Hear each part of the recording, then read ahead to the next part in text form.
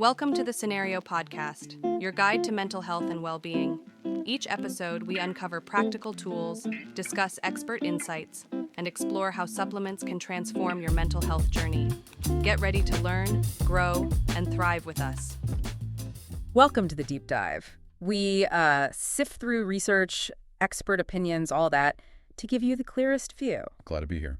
Today, we're tackling something huge, anxiety.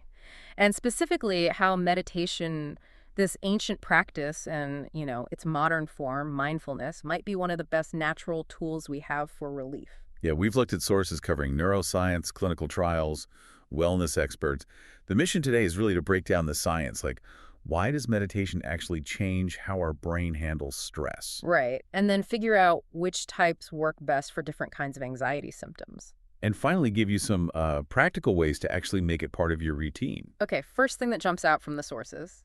Anxiety isn't just in your head, it's physical. Oh, absolutely. You feel it. That restlessness, tight muscles. Or your heart pounding, maybe feeling like you can't quite catch your breath. Exactly. It's this like feedback loop, a whole mind-body alarm system going off. And meditation fundamentally is about learning to interrupt that loop. So what is meditation at its core? It sounds complex. Well, at its heart, it's actually pretty simple. It's attention training, learning to guide your focus.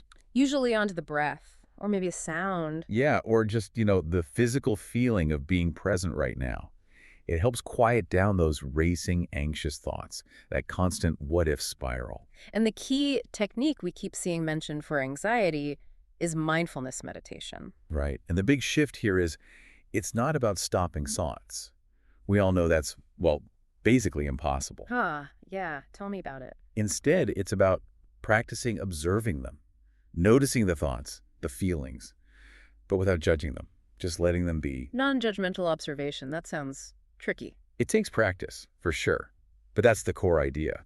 Because when you observe without judging, the thought kind of loses its power over you. So instead of anxiety driving the bus, You step back. You see it as just, a mental event passing through. And doing that consistently, over time, it really does loosen anxiety's grip. Okay, that makes sense conceptually. But if this is so effective, we need more than just anecdotes.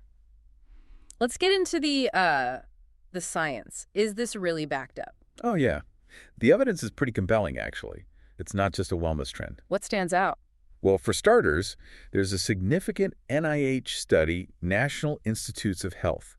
They found mindfulness meditation actually lowered biological stress markers. Lowered them more than, say, typical stress management classes. Yes, more effectively than standard stress management courses. So it's having a direct physiological effect. And these aren't just small studies, are they? We're talking about Randomized controlled trials, RCTs, the gold standard.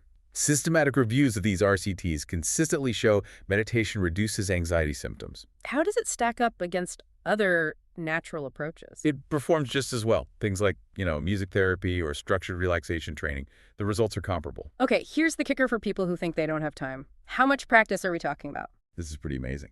Meta-analyses. So studies looking across many studies suggest that even just 10 minutes a day practiced consistently. 10 minutes? Yeah, 10 minutes can potentially lower overall anxiety levels by up to 58%. Wow. 58% for 10 minutes.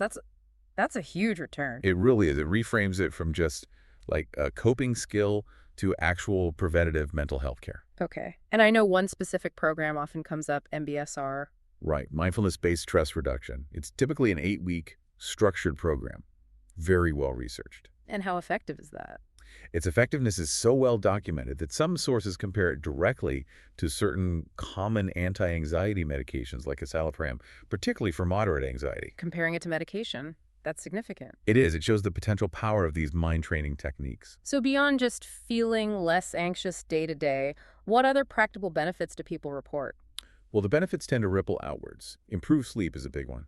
Anxiety often messes with sleep first. Makes sense. Also, noticeable reduction in physical tension, like tight shoulders or jaw clenching. And, maybe most importantly, building emotional resilience. Resilience. Yeah. That ability to bounce back. Exactly. Plus, better focus, more mental clarity, becomes this kind of long-term resource you build up. Okay, the science is there, the benefits are clear. But why do so many people try meditation and then just stop? It often seems like they feel they're doing it wrong or picked the wrong type. That's a really crucial point. Meditation isn't one size fits all. You absolutely need to customize your approach. So matching the technique to the specific anxiety symptom. Precisely. You wouldn't necessarily use the same technique for physical tension as you would for, say, relentless self-criticism. Okay, let's unpack that. Let's start with maybe the most common issue, those racing thoughts. Generalized anxiety, constant worrying about the future. For that, you generally stick with mindfulness meditation, the classic breath focus, or body awareness. Why that one specifically? Because its main goal isn't really silence, it's interruption. By anchoring your attention maybe to your breath, maybe the feeling of your feet on the ground, you physically break the chain of anxious thoughts. You're sort of teaching your brain, moment by moment, that the present is okay. Exactly. Regardless of what scary what-if thought pops up. Okay. Now, what about the anxiety that feels more internal? Like Yeah. really harsh self-criticism, low self-worth, maybe intense social anxiety. For that pattern, the sources strongly point towards loving-kindness meditation, often called metta.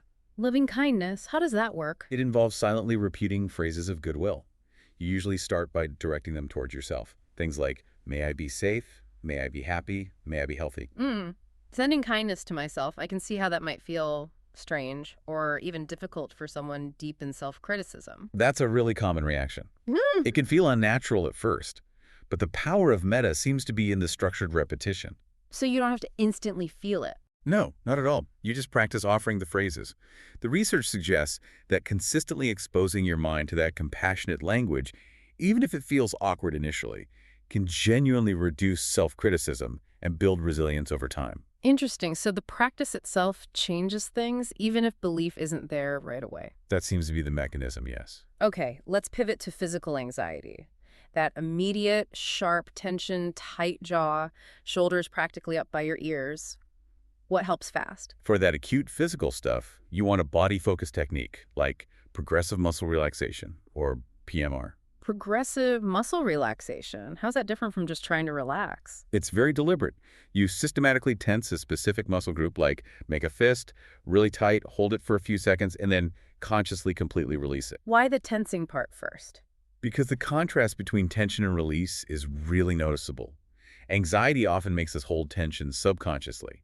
By tensing first, you really feel the difference when you let go. Okay, so it highlights the relaxation. Exactly. And calming the body directly often sends a quick, safe signal back to the anxious brain, helping break that immediate tension loop. Got it.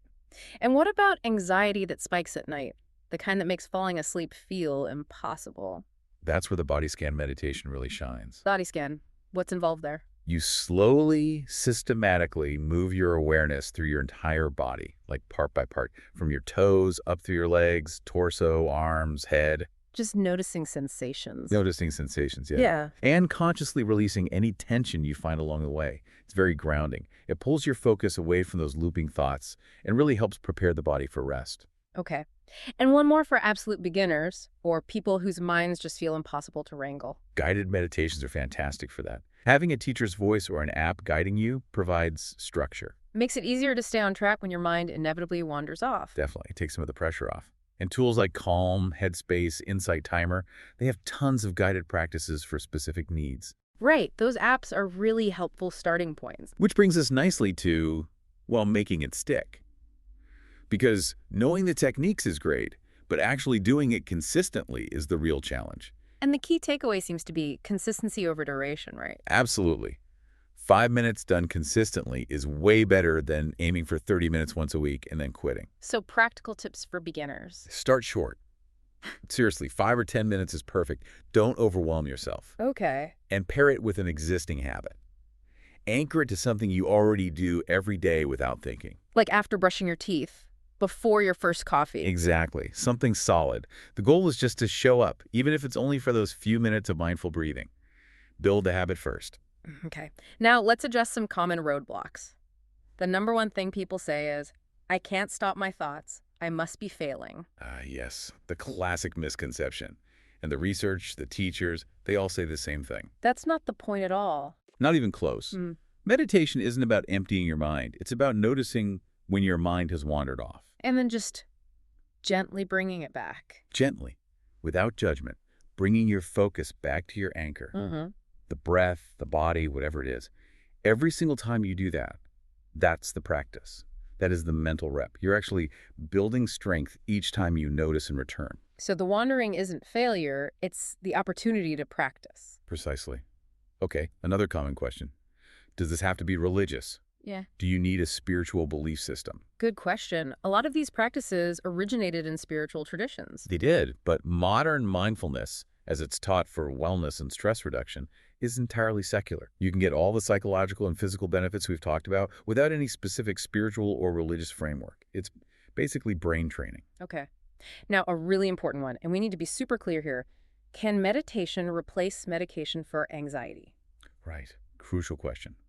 While the evidence shows meditation is very effective, especially for mild to moderate anxiety, It's not a replacement for professional care, is it? absolutely not.